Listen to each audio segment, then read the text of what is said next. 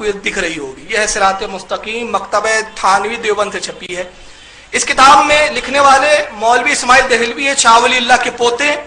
1193 میں ہجری میں ان کی پیدائش ہوئی اور ان کی موت 1246 ہجری میں ہوئی۔ یہ کتاب ہمارے نزدیک کیوں معتبر نہیں ہے، اس کی ایک وجہ بتا دیتا ہوں۔ اسی کتاب میں لکھا گیا ہے کہ معاذ اللہ نماز میں نبی کا خیال لانا زنا کے خیال اور گدھے اور بیل کے خیال لانے سے بھی زیادہ برا ہے۔ لیکن اس کتاب میں دو باتیں مولوی اسماعیل دہلوی ایسے لکھ گئے جو ان کے عقیدے کے خلاف ہے، اور ان کی کتاب تقویۃ الایمان سعودیہ خود چھاپتا ہے اور لاکھوں کی تعداد میں بانٹتا ہے، اور یہ ان کو شہید اور وقت کا بہت بڑا امام اور ترم خان سمجھتے ہیں، مگر ان کا خود کیا معاملہ ذرا سنیے۔ صراط مستقیم کے صفحہ نمبر 251 پر وہ لکھتے ہیں، ایک ہیڈنگ لگایا انہوں نے، تکمیلہ راہ ولایت کے سلوک ثانی کے بیان میں، اور اس میں ایک تمہید اور ایک مقصد ہے۔ عبارت تھوڑی ہارڈ ہے، میں آسان کر کے سمجھا دیتا ہوں۔ وہ کہتے ہیں تمہید: بے سمجھ طالب جب معرفت ذات کے مقام پر پہنچتے ہیں اور سلوک متعارف کو ختم کر لیتے ہیں تو جانتے ہیں کہ ہم بھی غوث العظم اور حضرت خواجہ بزرگ نائب رسول اللہ حضرت خواجہ معین الدین چشتی اور قطب الاقطاب جناب حضرت خواجہ قطب الدین بختیار کاکی اور پیشوائے شریعت و طریقت حضرت خواجہ بہاؤالدین نقشبندی اور حضرت امام ربانی قیوم زمانی حضرت شیخ احمد مجدد الفسانی وغیرہ ہم قدس اللہ اسرارہم اجمعین جیسے بڑے بڑے اولیاء اللہ کے ہم پایا اور ہم مقام ہو گئے ہیں، یہ سری غلطی نہایت ہی برا عقیدہ ہے۔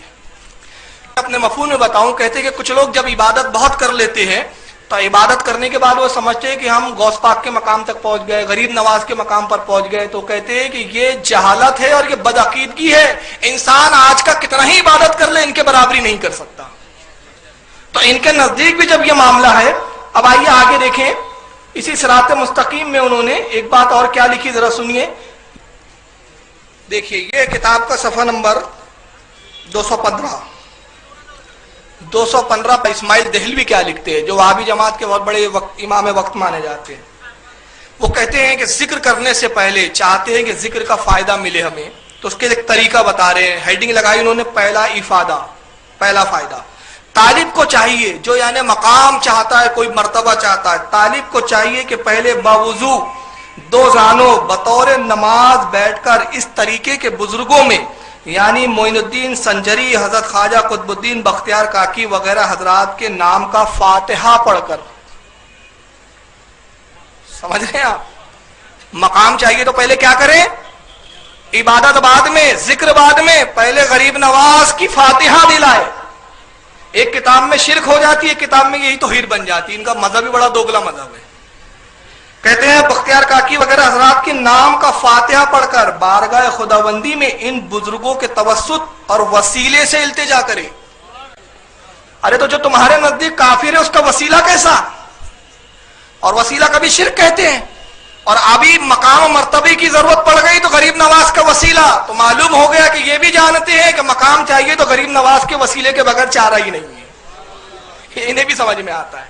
کہتے ہیں کہ ان کا وسیلے سے التجا کرے، نیاز اور بے انداز اور زاری بے شماری کے ساتھ اپنے کام کے فتح یاب کے لیے دعا کر گئی،